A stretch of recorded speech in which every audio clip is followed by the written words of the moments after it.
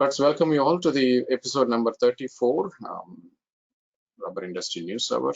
As I mentioned to you, this is a Rubber Industry Tech Talk.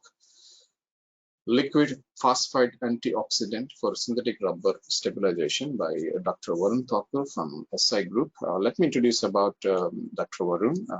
He did his bachelor and master's in organic chemistry from the University of Delhi. He completed his second master's in rubber technology from Indian Institute of Technology. He obtained his PhD from Leibniz Institute of Polymer Research, Dresden, Germany, where he worked on reactive processing of thermoplastic vulcanizate nanocomposites. Upon completion of his PhD, he worked as a R&D project leader at a German wire and cable company based in Switzerland, where he led the development of new materials and compounding technologies for the transportation, photovoltaic, and appliance wiring industries. Later, he joined Dow Chemicals based in Switzerland as an application technology leader in their Elastomers business, where he led EPDM product and application technology for the automotive, construction, and consumer applications.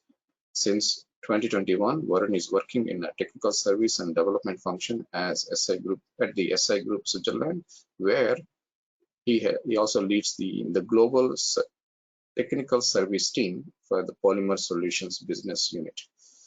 You can see his credentials are excellent. Dr. Varun Thakur, let me invite him to give a presentation on the liquid phosphite antioxidant for synthetic rubber stabilization.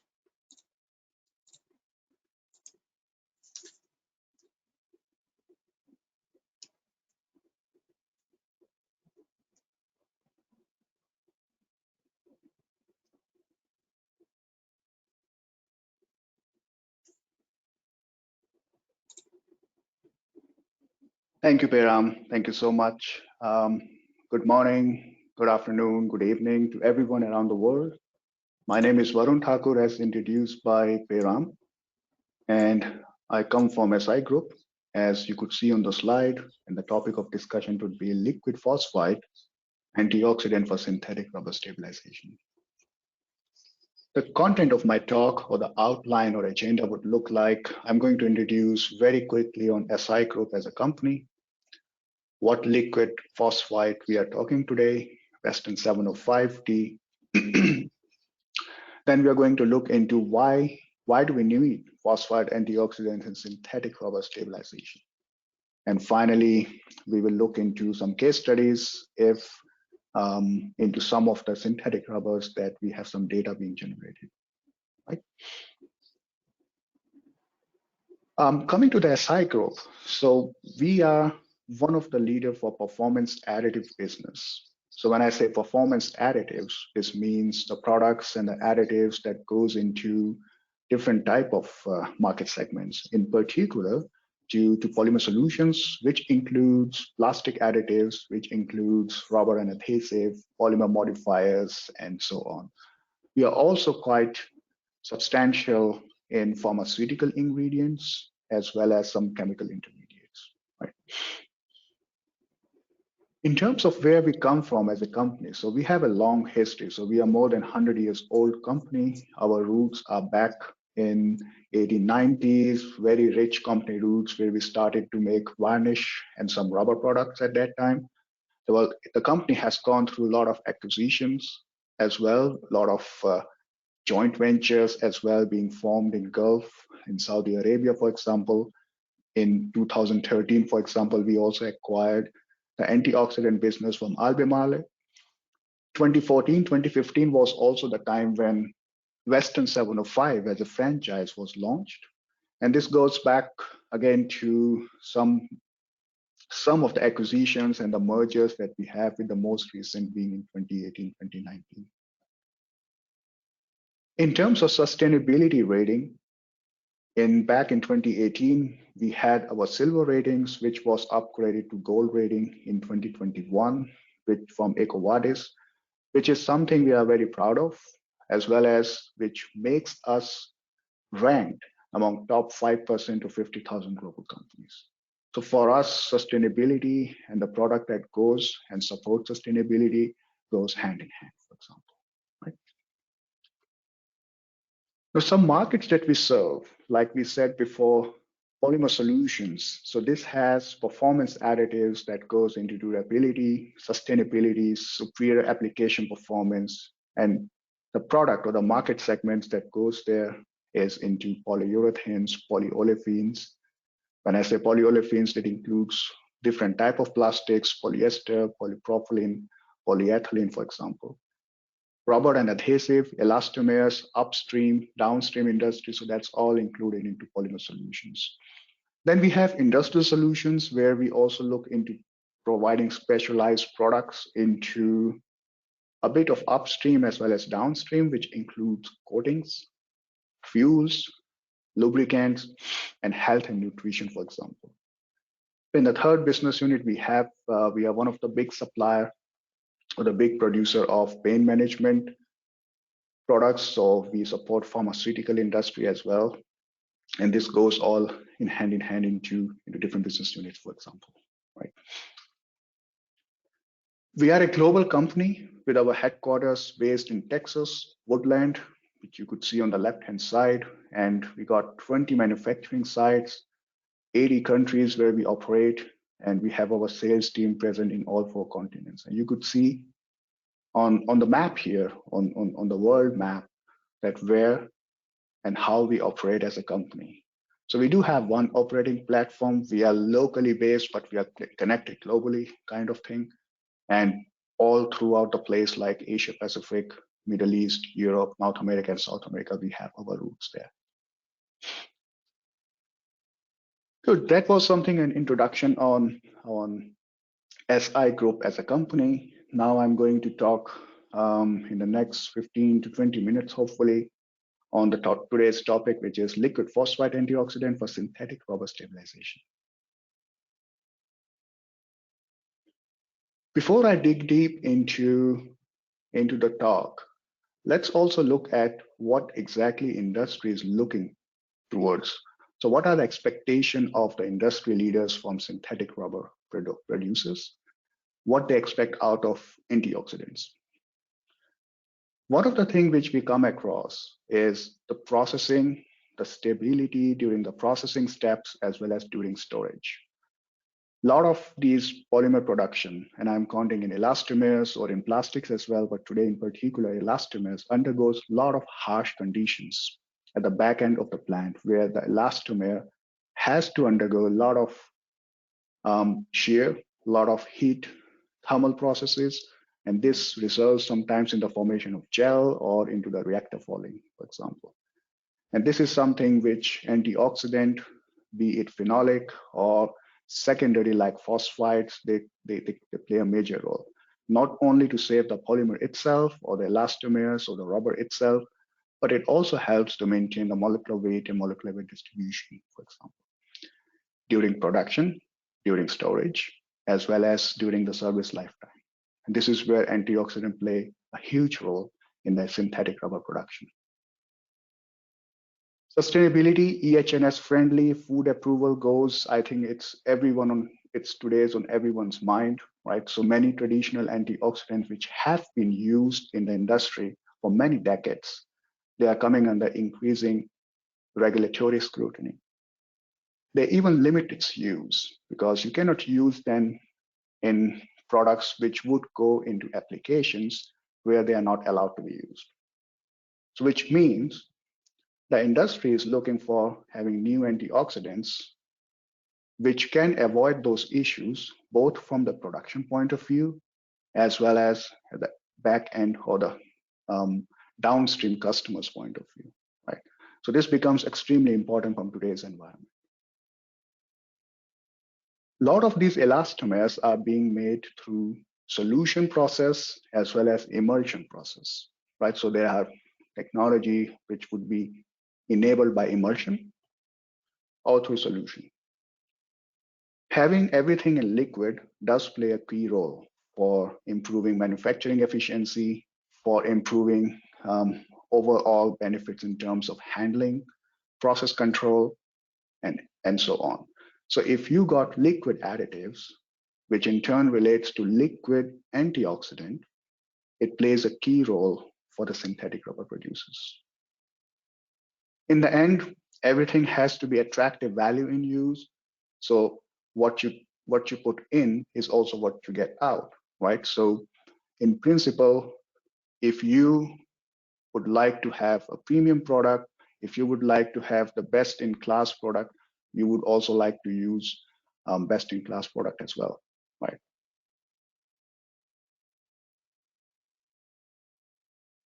Let me introduce you Western 705. It's a globally available antioxidant for rubber upstream and downstream. You will see when I say global, we will see in next couple of slides, why do I call it global? But in principle, it's a next gen, modern, liquid, highly effective antioxidant, which is developed in principle, maybe 5 or 7 years before to replace TNPP. So TNPP, because of nonyl phenol, endocrine disruptive activity, it had come under a lot of regulatory issues. TNPP being a liquid, the next alternative was desired to be liquid as well. And that is why SI Group, they developed 705 as a solution to replace TNPP liquid as well. With time, we also found out that it's also an attractive alternative to other solid phosphites. For example, Alkanox 240, which we also produce. This is also one of the solid phosphites which is widely used in the industry. 705 is also fully approved for indirect food contact applications. You will see in the next few upcoming slides that this is one of those products where you have one of the widest coverage in terms of indirect food contact applications. How does it work? We do not recommend our customers, synthetic rubber producers, or the downstream people to use 705 alone. Our recommendation that 705 being a liquid secondary antioxidant to be combined always with a phenolic primary antioxidants, which could be NOx PP18, NOx 20 types, which we also make and can also supply you to provide much higher efficiency due to its synergistic effect. So 705 being a liquid phosphite behave synergistically with the phenolic antioxidants to protect the polymer during production, storage, and lifetime. Why would people go for 705? Why to use 705 in particular? I think from today's point of view, in today's market dynamics, geographic conditions, geopolitical reasons, supply security of raw materials is everyone top of the mind, top of the agenda. This is where 705 is playing advantageous role. SI Group has today 3 independent production assets where we make 705. There are 2 located in US, 1 in China. In terms of capacity, the combined capacity of all these 3 assets is designed for future growth. So we safely exceeds what we need today. There's another thing which goes into, which is also very crucial, the backward integration process. SI Group being a chemical intermediate company from one side also produces the key intermediates which you need to synthesize 705, Western 705. So the raw materials which we need to produce 705, we make it in-house at multiple production sites in US and in Europe. Cost to performance ratio. You will see in the next slide, Western 705 brings synergistic performance in synthetic rubber stabilization, while it can potentially reduce the overall air loading. 705 being liquid, it's very easier to handle, to process, because a lot of the synthetic rubber producers, they use emulsion and solution process. And Western 705 has been proven to be easily emulsifiable, and it has much higher solubility in commonly used solvents. Now, this was one slide one data which I was referring to before is the global indirect food contact approvals. On the left-hand side, you see the countries or the regions where 705 has some approval. It starts from South America, Mercosur, US, China, Europe, goes up to Turkey. And in terms of polymer approvals, you could see there's a variety of plastics, elastomers, those type of products which people use normally, and the loading level and the food type. The loading level, if you could also see, it's essentially quite high to be still covered under indirect global food contact approvals. So it's one of those liquid phosphite antioxidant which has got one of the broadest food contact approvals around the world in different countries, in different regions.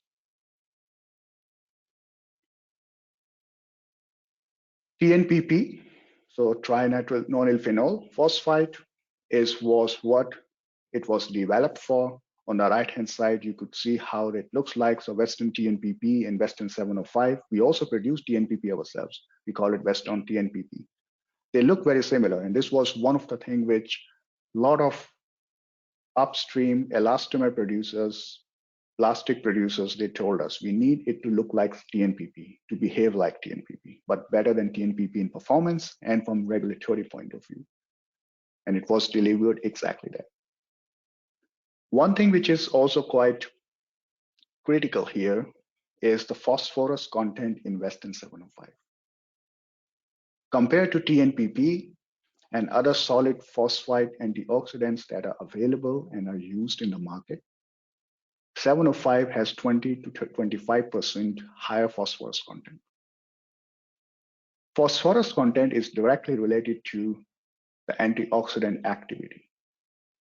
So it has by default much higher reactivity compared to next best phosphites available in the market.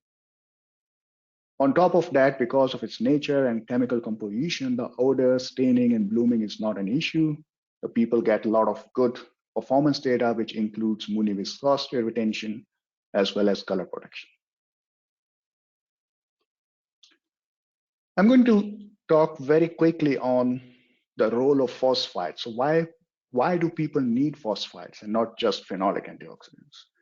I'm sure you have seen this chemical reaction pathway many times before. I would still like to cover it. So if you look at polymer, you have hydrogen being available, which in the presence of heat, catalyst, shear, UV, forms a radical. Once this radical is formed, which is R star, it reacts with available oxygen and forms a peroxy radical. This peroxy radical can abstract another hydrogen from polymer chain and can form hydroperoxides. This is a rate determining step. Once this is happening, it goes into autocatalyst decomposition step. It forms into cycle 2, where hydroperoxide can be decomposed into alkoxy radical and hydroxy, which can abstract further hydrogen from polymer chain to form more radicals into the system. So you see it like a circle where once the radical, the first radical is formed, everything becomes automatic. This is where antioxidant comes into picture. Most of the people tend to use only phenolics, which is a good step as a first step, because phenols, hindered phenols as a primary stabilizer, they attack the oxygen center radicals, which in this case is peroxy and alkoxy on the left and right, and they neutralizes them. But if you look at neutralizes, it forms more hydroperoxides. So it forms more alcohol and it forms in particular more hydroperoxides, which means you are increasing the concentration of hydroperoxides, which can further catalyze the process of polymer degradation. So you're solving problem only half in a way, right? This is where phosphites comes into picture, because phenolics, they do not react with hydroperoxides. Phosphites, they react with hydroperoxides in particular. Neutralizes it to less harmful or unharmful substance, for example, ROH, which is alcohol. So overall, what you see here is you would need a combination of hindered phenols or primary stabilizers in combination with phosphite at specific loadings to make your system work, both in terms of process safety as well as thermal stability. And this explains why people should combine phosphites with phenolics, why they should not be used alone. Now let's look into some data. I'm going to share a few case studies, very high level, in different rubbers, in different synthetic rubbers, how Western 705 plays a crucial role. Let's look at ESBR, immersion SBR rubber. What we are looking on this slide is the synergistic effects of Western 705 with phenolic antioxidants. On the left-hand side, we are looking at oven aging of ESBR at 100 degrees. 100 degrees is very high, generally. So it was really made to suffer, right? It was made to see how much 705 can play a role there. What we are looking here is different antioxidant combination and oven aging of ESBR at different time intervals from 0 to 120 hours. And the bar graphs are the Mooney viscosity retention. The less variation, the better the antioxidant composition is. On the left-hand side, you see the three graph or the three segments where you see different type of antioxidants being used, different combinations. Even TNPP in combination with styrenic phenols, which is quite widely used. What we look here, what we found out, there is a big variation in the Mooney viscosity retention when these type of compositions are being used. However, when Western 705 blend was used with phenolics, there was less variation. And this is something which is directly translated into more consistent viscosity, which means more consistent shelf life of the product. On the right-hand side, what we are looking is styrenic block copolymers, where you see the color retention. Besides Mooney viscosity retention in combination with phenolics, Western 705 also plays a crucial role in providing color retention in styrenic block copolymers. What we are looking here are three combinations: Western 705 with phenolic, Alkanox 240, 168 types of antioxidant with phenolic, TNPP with phenolic antioxidants. Phenolic antioxidant is kept constant, no change. It's the same at the same content. And it's clearly visible the differences 705 brings into the formulation. It clearly outperformed the other two phosphites. It was even able to reach the lowest change in color even after 7 days. So synergistic effect and high reactivity of 705 is clearly visible here.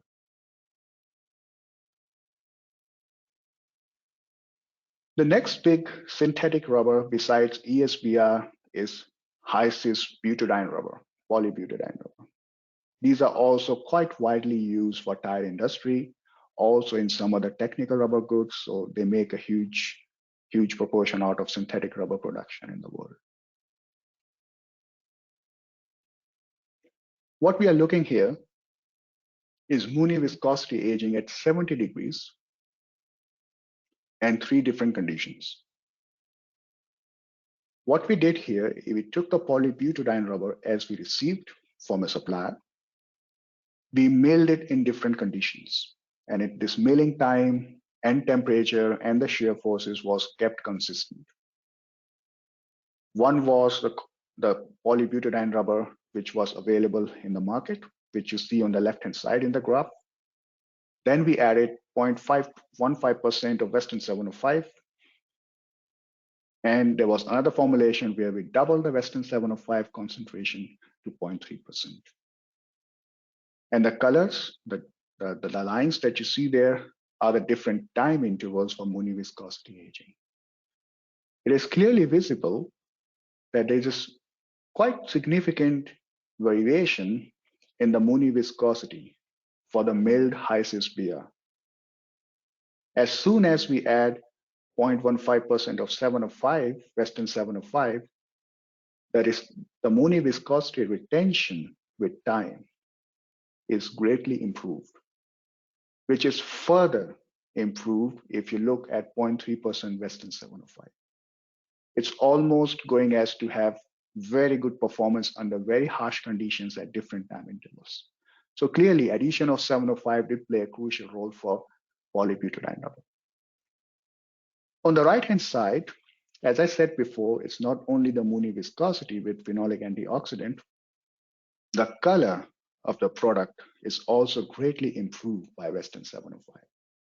And this is clearly seen on the right-hand side in the pictures, where you see day 0 and day 28. The first sample is without Western 705. You could see after day 28, significant yellowing happening, while the other two samples with 0.15 and 0.3% of Western 705, the color was greatly, I would say, improved or retained. So in principle, high cis BR containing Western 705 showed superior color retention compared to commercial high cis BR. And this shows how important is to combine phosphites with phenolic and how advantageous to have 705 as a liquid phosphite there.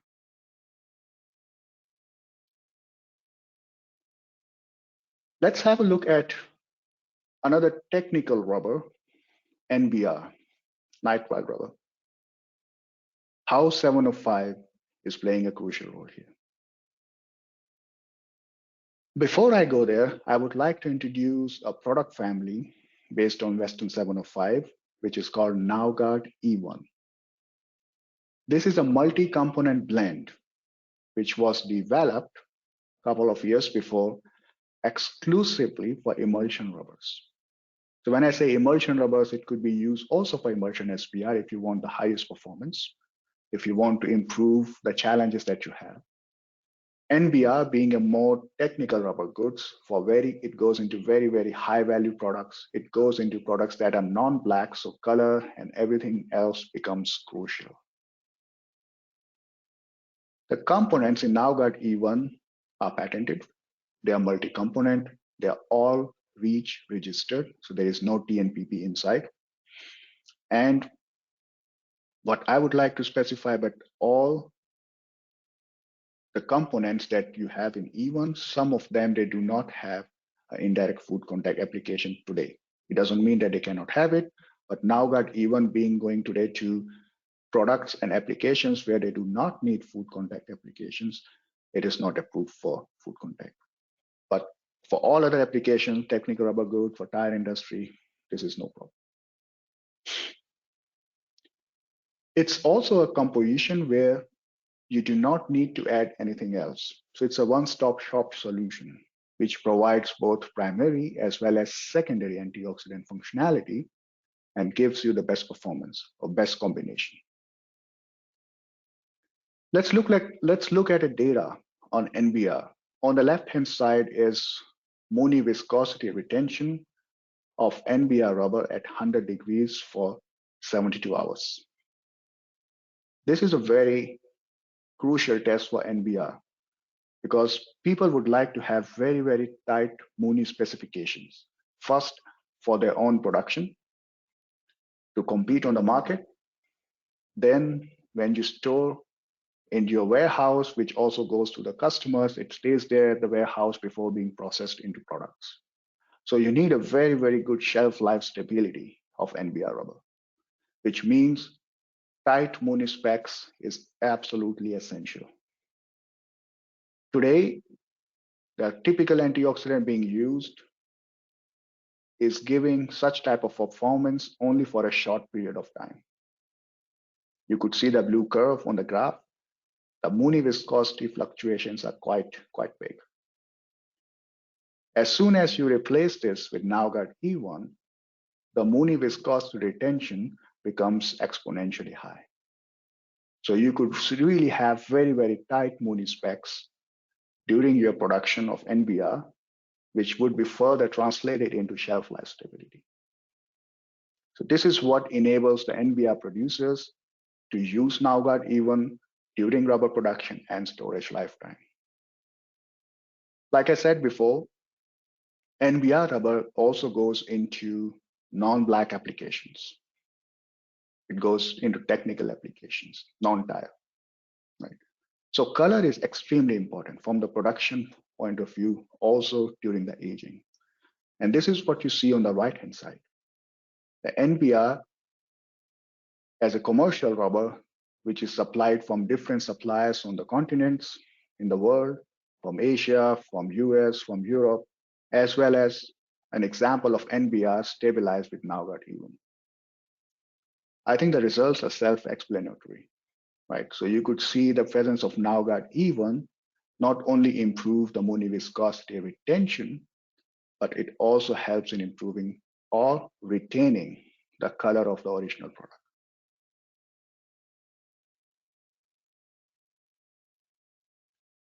I'm going to talk about also on EPDM, synthetic rubber, which is another technical product, technical rubber, which goes into technical applications, technical rubber goods, for example, right?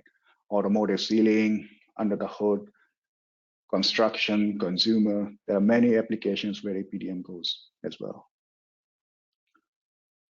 What we are looking here is synergistic effects of Western 705 with phenolic antioxidants. EPDM industry generally tends to use phenolic antioxidants alone. And this is what you see on the left-hand side, where the graph, which is the percentage change in complex viscosity of the control sample, which means it has only phenolic. Then you have 50-50 phenolic, one type of phenolic, which is used in industry in combination with 705, and different type of phenolic, which is also used in the EPDM industry with 705. And then there are also some formulations where you have only the same phenolic without 705. So what you see from the control sample, the blue one over there, which has no antioxidant, there is a small improvement, quite significant improvement when you have only phenolic. But if you look under the green and light blue bars over there, there is a significant improvement in complex viscosity when Western 705 is used in combination with phenolics.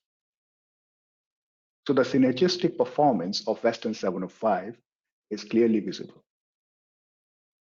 The same goes on the right-hand side. EPDM rubber like NBR also goes into non-tire applications, which could be colored, which could be black as well. For example, TPV, or construction and consumer applications, molded products, for example.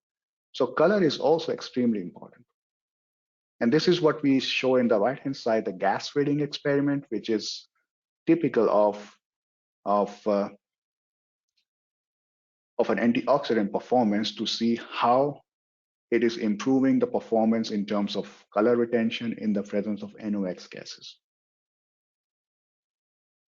So you clearly see that the 705 blend with phenolic outperform the only phenolic stabilized EPDMs in color change upon gas fading.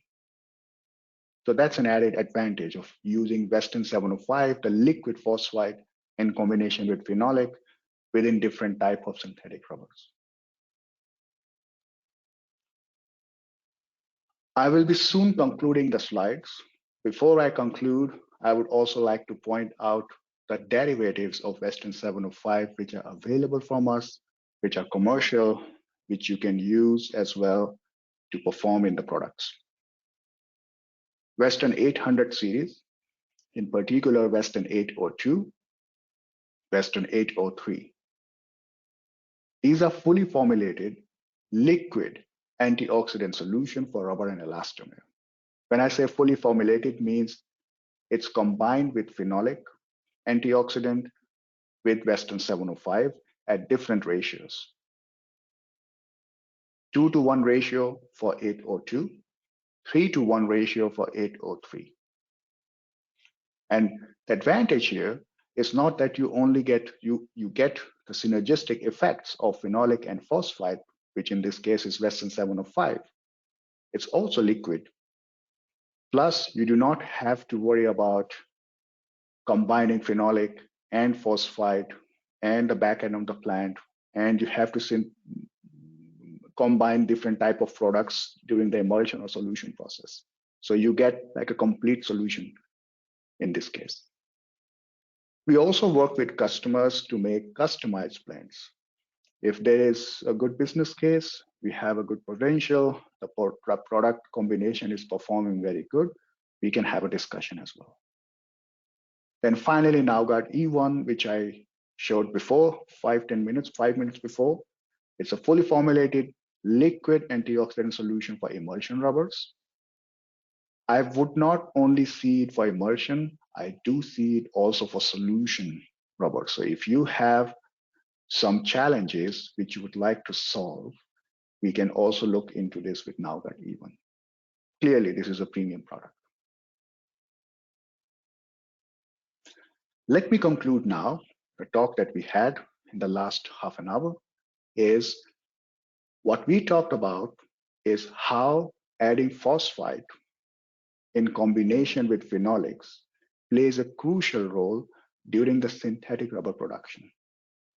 It improves and maintains thermo-oxidative processing, shelf life stability of the rubber, both during the production, storage, and at the customer side.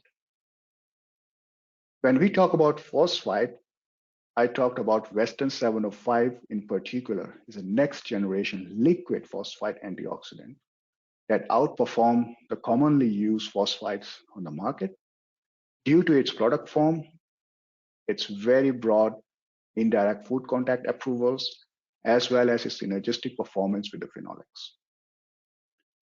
We saw some case studies on a high level how combining Western 705 with different type of phenolics is beneficial for a variety of different synthetic rubbers. We looked on ESBR, we know for SSBR and functionalized SSBR, polybutadiene, styrenic block copolymers, EPDM, NBRs, you name it. I also showed that the binary blends of Western 705 with Inox PP18 are commercially available. So if you would like to use one-stop solution, we do have it. So we can supply you. NAUGARD E1 is a complete AO solution to stabilize emulsion rubbers, ESBR types or NBR types, which are used by emulsion process. Nevertheless, I do see them as being used for solution rubber as well. With that, I would like to thank you for listening for today's Rubber Industry News Hour. And if we have some questions, I look upon Payam. Thank you very much. Thank you, Dr. Varun, for excellent presentation. We have a couple of questions here. Please stand by.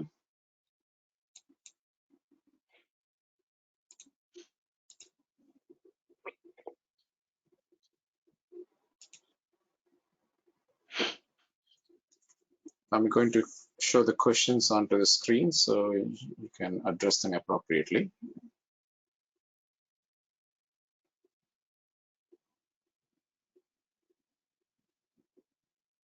Okay, I see the question. Thanks, Piram. Let me read it out. How is Western 705 different to other phosphites? Well, I think I concluded that in my slide, right? So Western 705 first being a liquid phosphite. That's the number one differentiation, right? So there are a lot of phosphites which are liquid, for example, TNPP, but they are faced with regulatory challenges. So a lot of industries, a lot of regions, a lot of companies, they cannot use them. Then the other ones which are quite available is solid phosphites, which is where Western 705 being a liquid has an advantage. Then what we look is the phosphorus content of Western 705. Like I showed before, 20 to 25% higher than next best alternative, which means it has higher efficiency. It can be used at lower loadings, and it can be very effective and very efficient. So in combination with phenolics, it outperforms a lot of different combinations.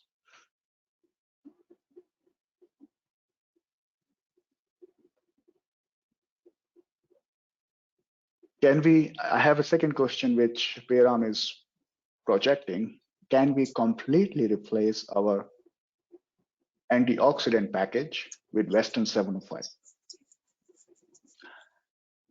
Yes and no. Yes, of course you can replace your antioxidant package with Western 705. And if we can have a discussion, why not? No, because if you only use Western 705, I would doubt that you will see the actual performance. So our recommendation to the rubber industry is always combine Western 705 with a phenolic antioxidant. We can of course have a discussion what type of phenolic antioxidants we suggest, in what ratios, at what concentrations we have to use. We have all those recommendations lined up.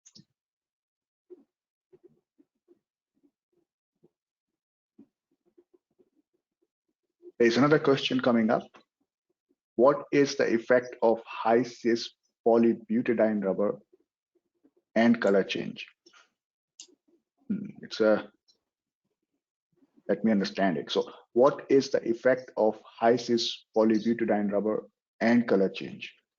I think the question which you wanted to ask is what is the effect of Western 705 on high cis polybutadiene rubber and what is it with the color change, right? Look, high cis polybutadiene rubber goes a lot into tire applications. So on one side, you might think, okay, if you have an improved color, it will go into black applications anyhow. So what is the big deal, right? But if you look from synthetic rubber producer point of view, and I'm only talking about upstream because we are also starting to explore what Western 705 can do at downstream, but I'm not going to talk about that today. But if you think from only upstream polymer or synthetic rubber producer point of view, for them it's crucial to have their product in the best form and in the best color possible. There are multiple reasons. For example, one is shelf life stability. If you have your products which are in your warehouse, they get yellow or dark before they are being sent to the customer, and customer sends it back. Hey, this is off-grade product. This is getting yellow. This is not how I was able to get it before. This is consumer perception as well on top, right? This is what the synthetic rubber producer, as well as the consumer or the customer in the end, they don't want to see it, right? The second thing which you would see is, which you would argue, is the shelf life stability as well. A lot of synthetic rubber producers have 1 year of shelf life. They are also looking to extend it to 18 months, 2 years, whatever, right? So we have a lot of queries coming around. Color combination along with Mooney viscosity retention is crucial to get those high extended shelf life. Because if Mooney viscosity is going to be changed, the color will be getting different after 1 year. It's not acceptable at the customer. Okay. Varun, this guy is producing the food grade rubber balls. The one who asked this question. Yeah. Food grade rubber balls. Food grade rubber balls. Okay, that's an interesting combination, right? Yeah. So I think the food grade is clear, right? So you are already limited to what you can use in the rubber balls, right? So also your customers are also very much limited to what they want to add into those formulations. So having a product like Western 705 with a much broader indirect food contact application or approvals would certainly help in these type of applications, in my opinion.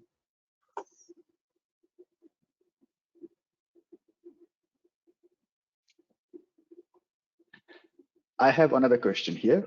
Quite an interesting one, and that goes back to what I was trying to say before, but I did not. And this is, can we use these liquid phosphites in silica-filled thread compound? Yes, you can use these liquid phosphites. We do have some studies going on internally. We do see some benefits of using this in silica-filled thread compound. Plus, if you think from upstream industry point of view, I have told you right before that we are using, or we are in we are having discussions with people who make solution SPR, who make functionalized solution SPR, which goes into green tire compound, which means it has a lot of silica fill. So we do have to make sure that what you add at the upstream industry will have no detrimental effects in the downstream, right? Which means the silica filtrate compound, right? So obviously, it does not have an effect from upstream industry point of view. So there is no change in curing process. There is no change in um, other type of processes. Now for the downstream, you could use it as a liquid phosphites for the protection of silica fill compound, because when you mix before you process, there is also a time period where you want to store the compound. Some customers also ship it to other different locations, right? So we know some downstream people who can ship it to different type of sister companies, for example. This is where you also need some, in a way, shelf life stability of the compound itself, that you don't see Mooney viscosity aging, the Mooney jump in the silica fill compound. Plus, we also expect that the liquid nature of the phosphite might also have some benefits in the processing of the compound. So this is what we need to explore for sure, but we have some things going on.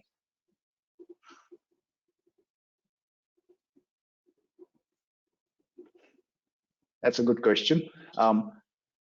What is the recommended loading with phenolic antioxidant? Okay.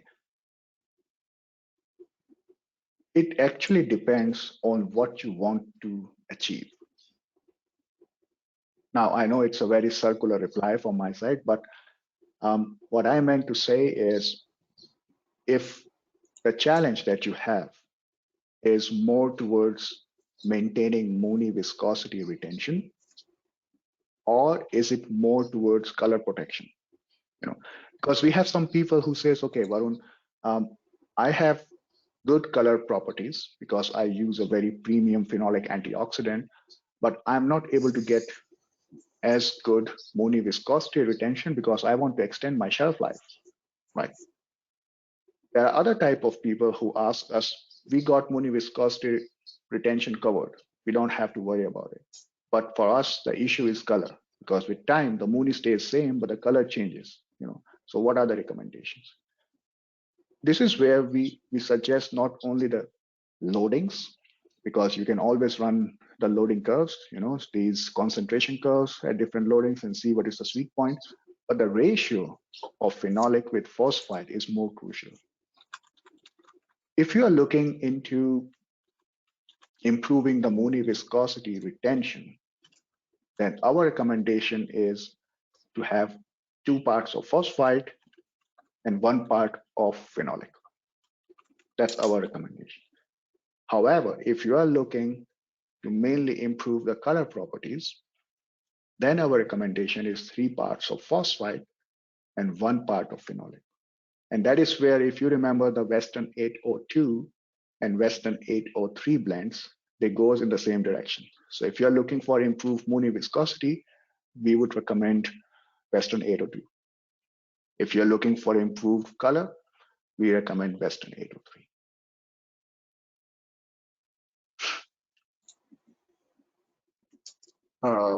Warren, there's one last question. There is, what is hydrolytic stability means? Hydrolytic stability, yeah. So by default, phosphites are not so friendly with water, right?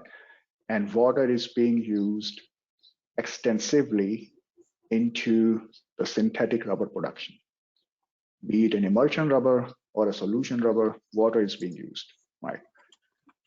On one side, you do want that the phosphite is being active, is being used up during the production process, because you want it to be reacting as well. At the same time, save your phenolic for later. At the same time, you do not want to get it hydrolyzed because of the water involved. And that is why you saw in the presentation, we have the product called Western 705T, T for Tiger, for example.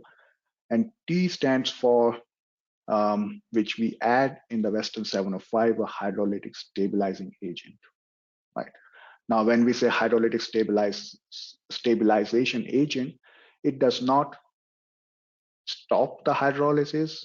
it generally delay the onset of hydrolysis, right? Which means you will have sufficient time to run through your production process, and your phosphite will be active. It will capture the radicals. It will save your phenolics for future use while not getting hydrolyzed before you want them to be.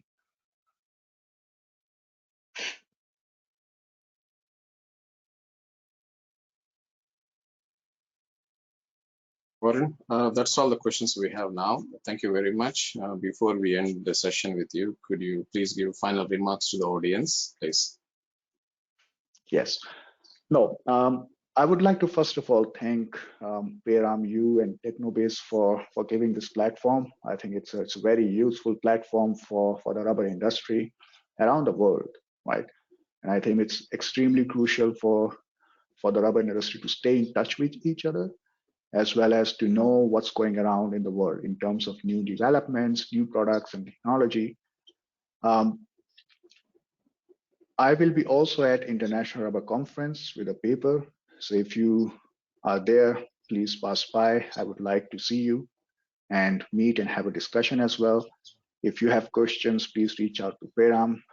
We can get in touch with each other, of course. And in the end, I just would like to thank you for your patience today, and for some of you getting up so late in the evening, hopefully. And I hope you found it very useful. Appreciate it.